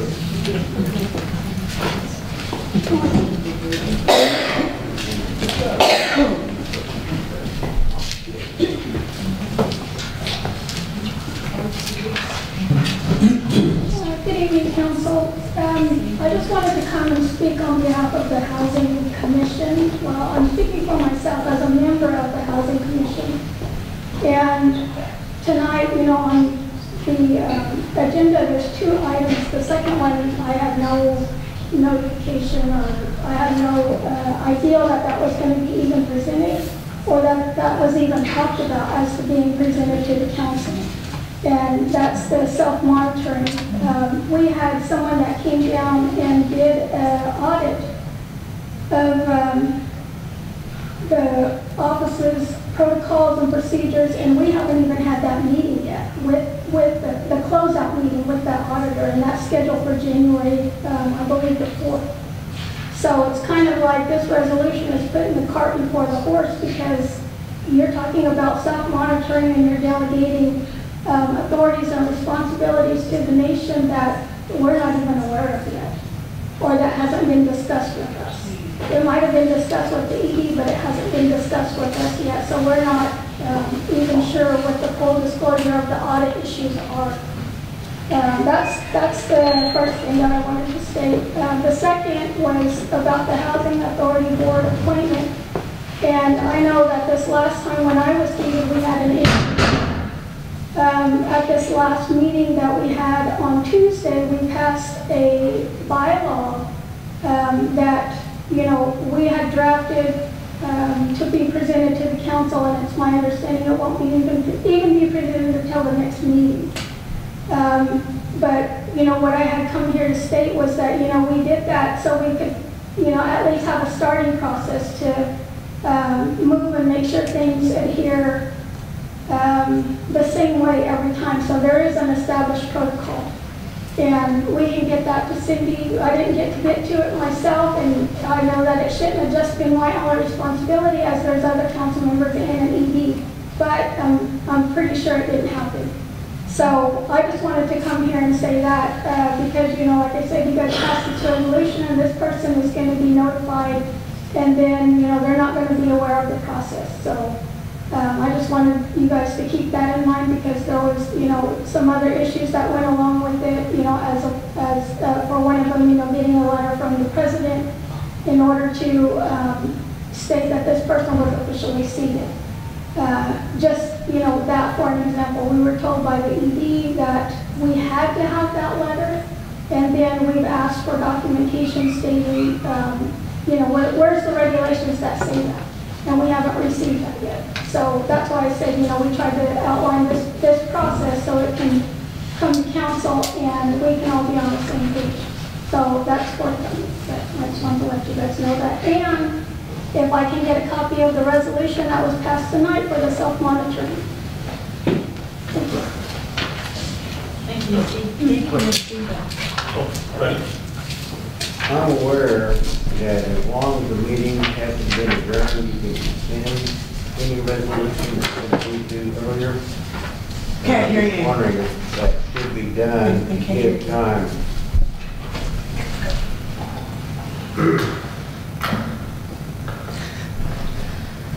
The time to be given, I think, from what Mission was saying, that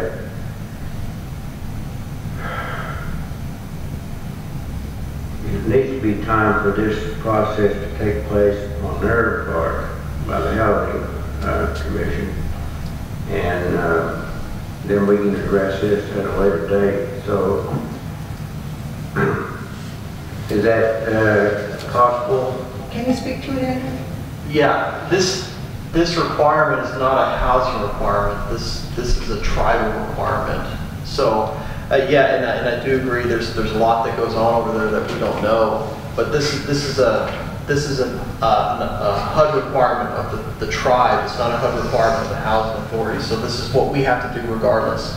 It doesn't really matter. I mean, this is our requirement to clear that audit finding on our part. How was you notified about this issue, that we needed this? I got a letter from HUD.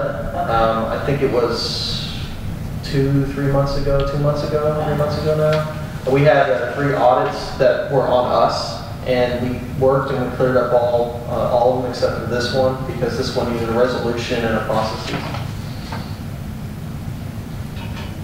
I'm with you. The dark hole. I'm with you. We had 3 audits. I'm good with what you did. So it's not a commission issue? I think there were two areas of concern and 1 finding. Okay. That's what it was. In our audit? No, on the HUD's audit, but it was on us. Because we didn't have it. Correct. To resolve the audit shortfall. So you good? I'm good. Okay.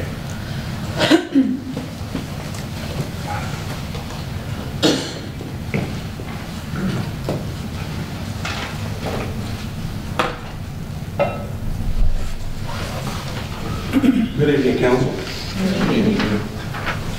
It's come to my attention something of a very serious matter concerning the conspiracy and collusion between Pawnee members and the Pawnee Business Council. I'd like to know if there's any truth to that. What's the conspiracy? You have no idea what you're talking about. Yeah. Now, I don't know who Cecil Stern is. Don't want to know him either. But he says there's conspiracy and collusion between the Pawnee tribal members and some business council members that are seemingly working in concert to gain control of the PTDC and to replace their longtime PTDC CEO with a Pawnee Nation tribal member, and also potentially disband the PTDC and replace it with a governing body to be supervised by the Business Council. Now, to me, when somebody talks about a conspiracy, that means they're talking about something unlawful, and that's what concerned me. But then again, he also writes, and this is what I think. This is just the ramblings of a disgruntled former employee. That's what I think it is, since you don't know anything about a conspiracy. He's calling you old, bigots, greedy, and controlling. That's what he's calling them. Do they erroneously think they are the supreme leaders of our nation? They may think so, but they are like everyone else, and their actions are under and authorized by the Constitution and subject to its penalties. If just someone would stand up and voice them, call the AG in, and if in violation, hold them accountable. Is this just the brandings of well, wait a minute. Is he the same Cecil Stern that was removed by the Pawnee Business Council from the Tribal Development Corporation? Yes. And I speak for myself to that. I am in no conspiracy. I have no thought about the Pawnee Business Council taking over the Tribal Development Corporation. It would not be in the best interest of our sovereign immunity. So that's my stance on that. I don't know how everybody else feels, but I appreciate that. I really do. Mr. Stern, please come forth, be a man, and point out these conspirators. And if there's anything criminally involved here, I'm all about the law. I'll stand with you. Thank you.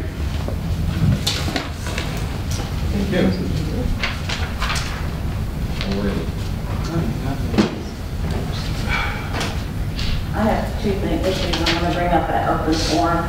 And I'm not trying to be confrontational.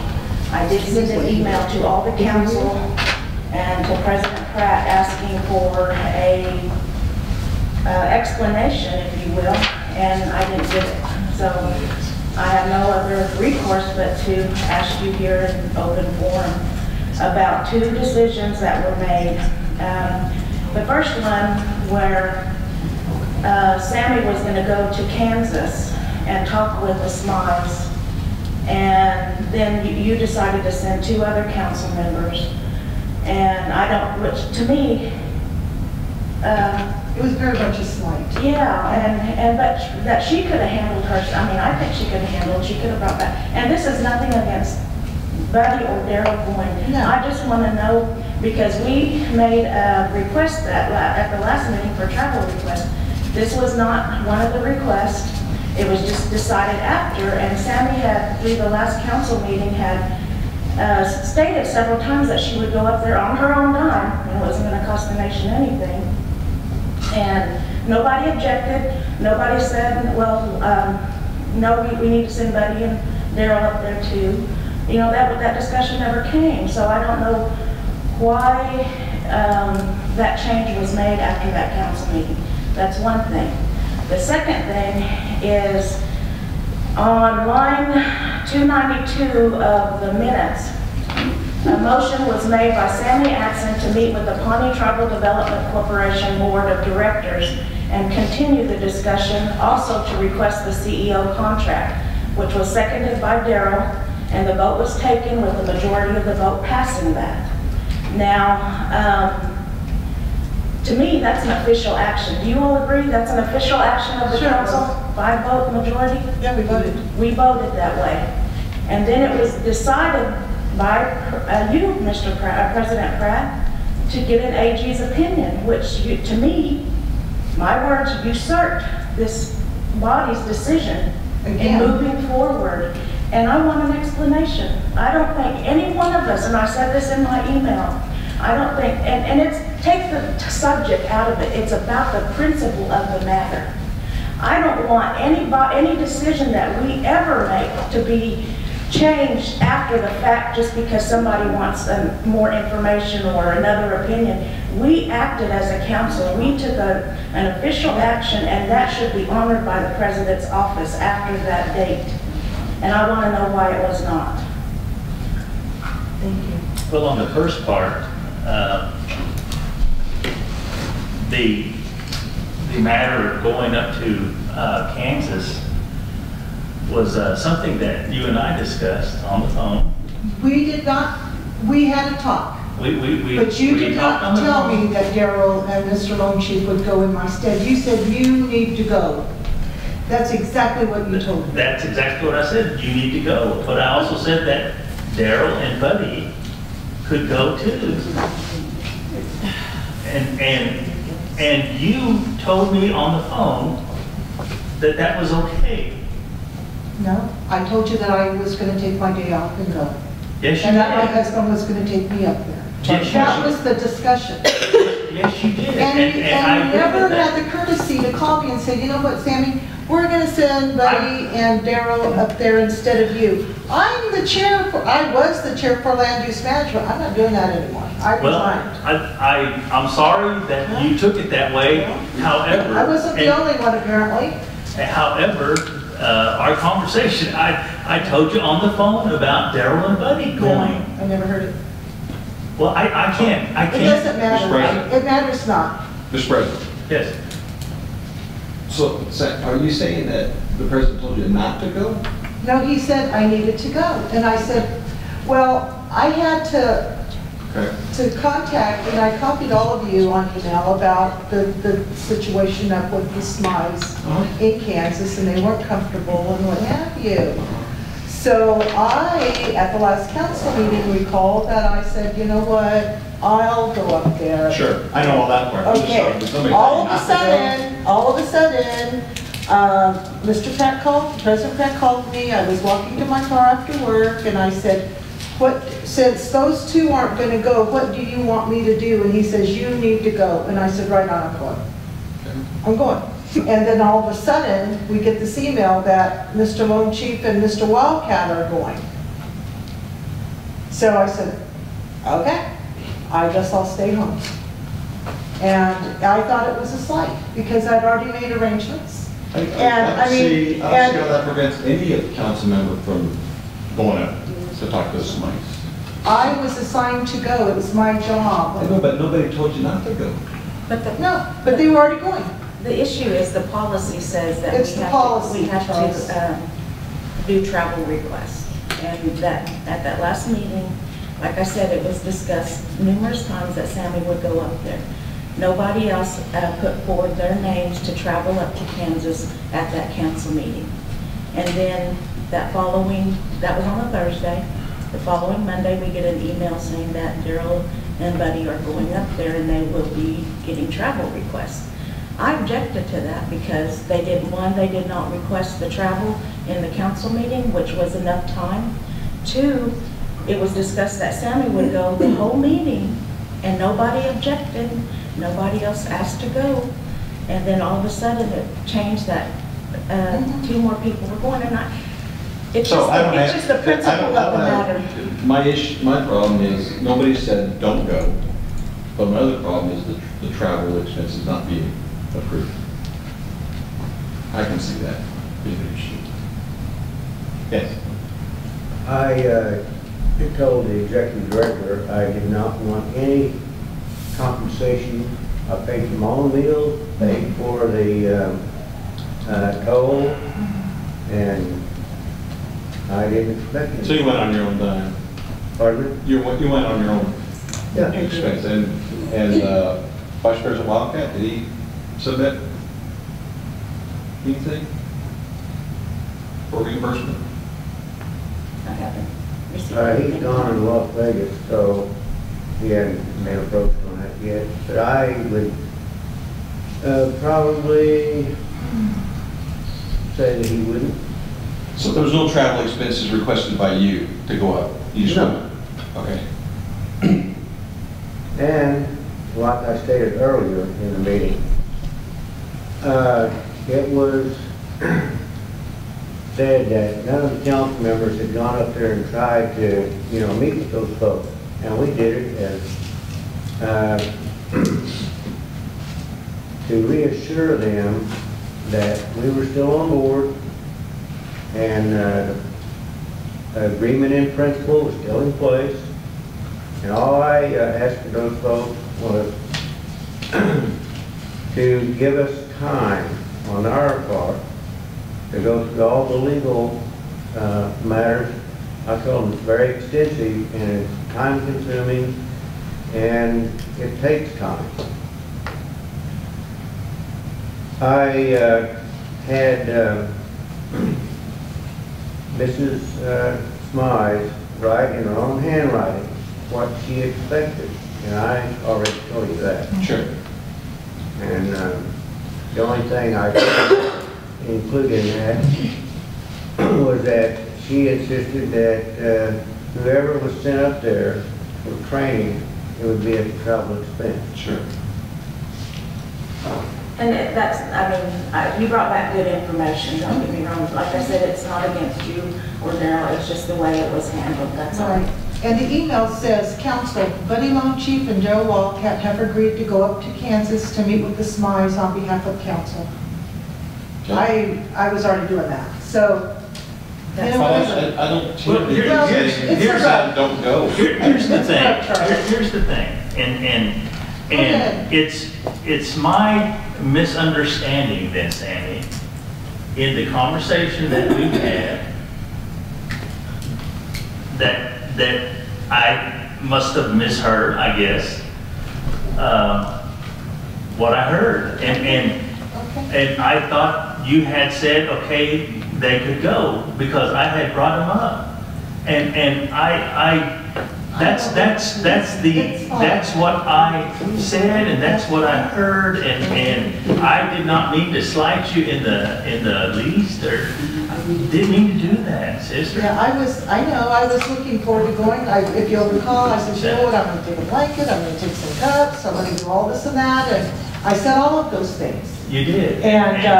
And then to get the message that, you know, these gentlemen were going to go instead, it's like, fine, you know, but Does the message say that they're going to go instead of you, or they're just yeah, they're going on behalf of council. That's what it says. If I was you, I would have just gone. Wow. That's just me. Well, yeah, but the whole, and in respect to that, she was, the Mrs. Smize has already burned out with people. She's real irritated right now.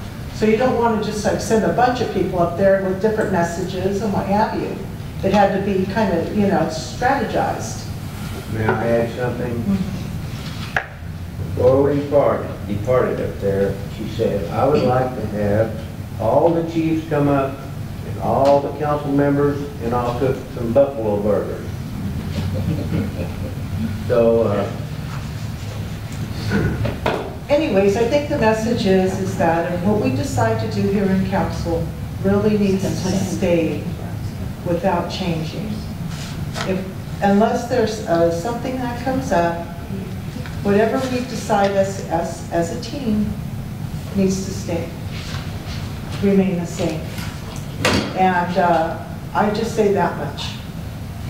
I felt a little bit, you know, unappreciated, to be honest with you.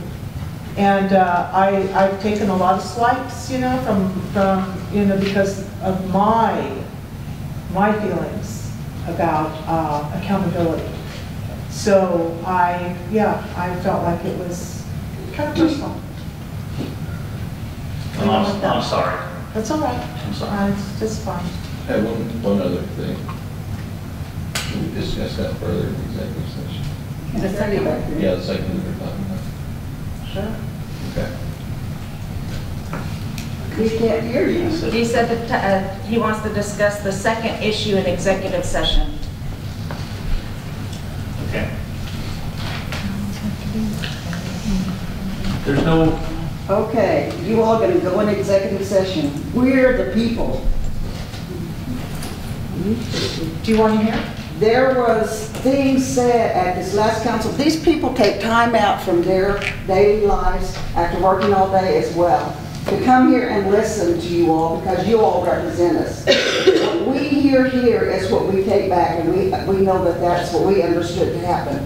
I originally thought Andrew and them was going to go up there and start doing some negotiation with these folks.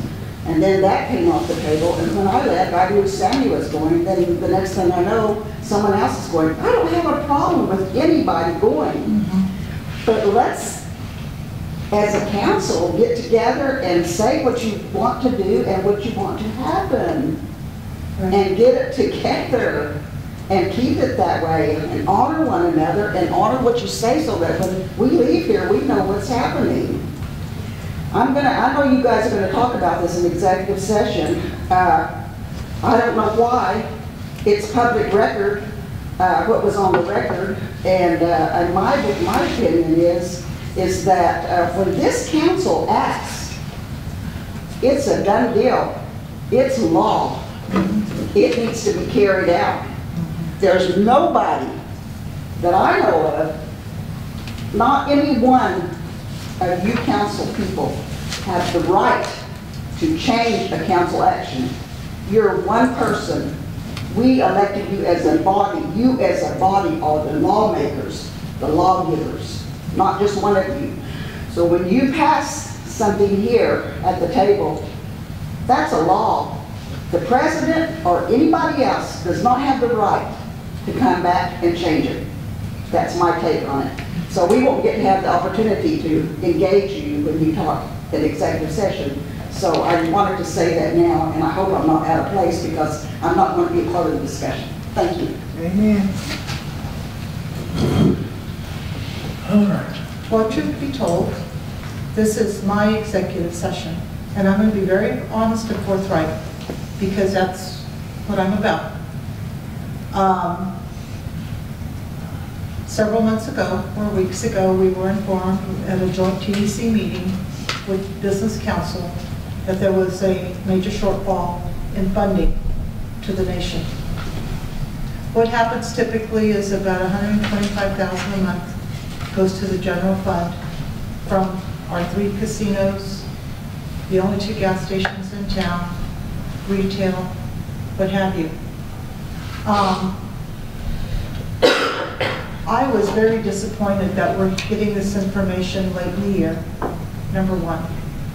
Number two, I attribute that to a lot of delays in poor construction management out to Stonewolf during the build.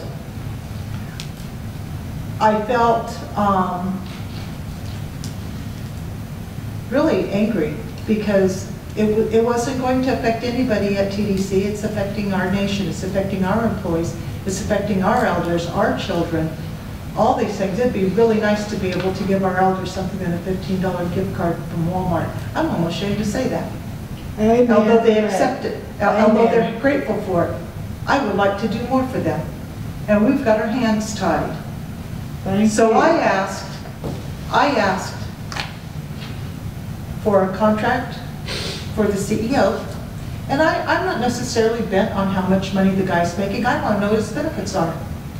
Okay? I want to know, I'm going to peel the onion. I want to know what's going on.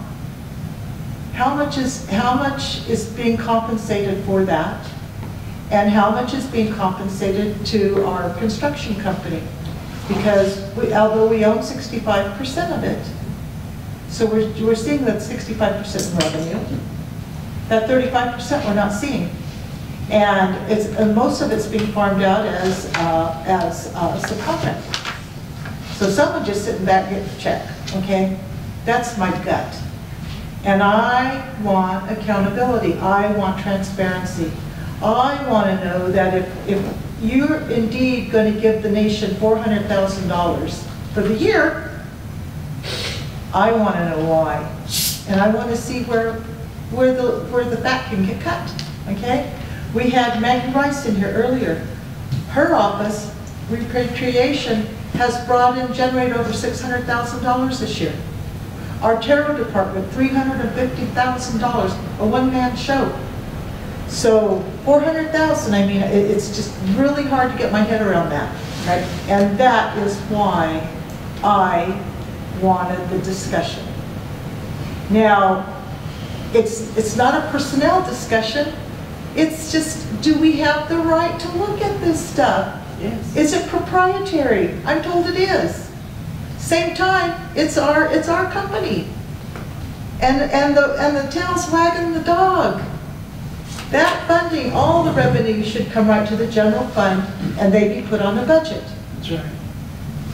That is just the easiest. Surely. Well, first of all, you misunderstood me.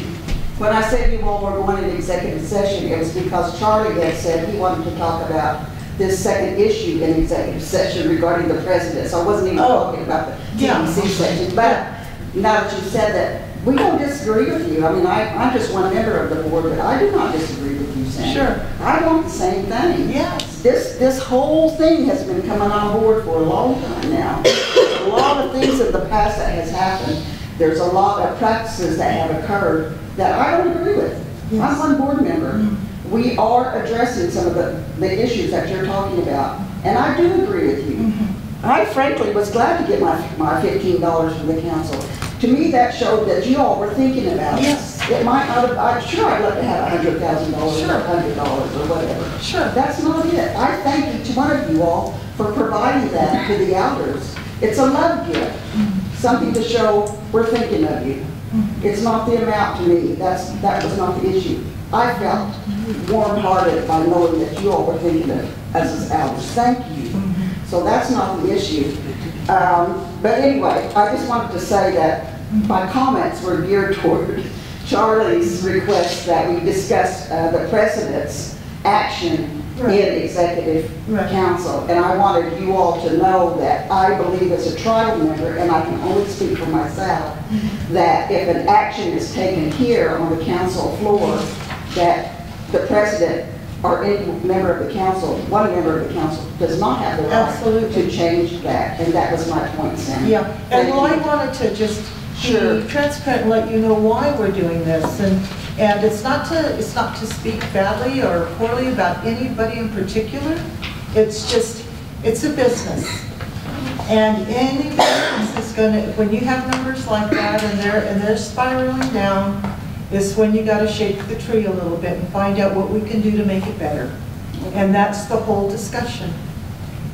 It's simple. So I just want to know if we can look at that because, you know, it's crazy. When you have social media, you get a lot of weird things. Well, this one kid wrote me and he goes, hey, do you think we're still going to get our Christmas bonus from GDC? I don't know anything about a Christmas bonus. I know you're in a shortfall, so, I mean, I would hope they're doing the right thing. I have no idea what you're talking about. I'm just saying, yeah. That's why I want to see the benefits package. I want to know. You know, I mean, those merits and stuff like that are generated for performance. I really look forward to the joint meeting, Sammy. Me too. I'm looking forward to the Me joint too. meeting. Let's get it together. I know. That's what I'm saying. Let's dissolve them and move on. Angela, you're on the board, correct? Yes. And you are too, Carol? I am, yes. Has the matter been discussed about any bonuses not being given? No. Definitely Not to the board. Not to the board. But we're meeting next Tuesday. We'll definitely ask that question. Just a question. Okay.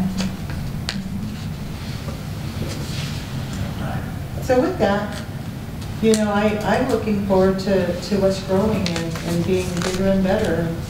I want an opportunity to see a chartered bus can get our elders and take them down to Oklahoma City to see a ballet or something. I mean, just something. We all do, Sammy. We all do. We all do. I can't wait. And if I go down, you know, with that intent, so be it. You know, I want what's right for our folks, our kids, the kids that aren't even here yet. So that's how I'm looking at it.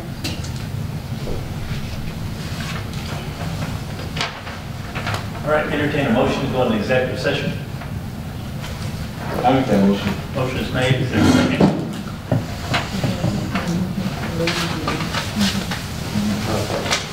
All right, call for the vote.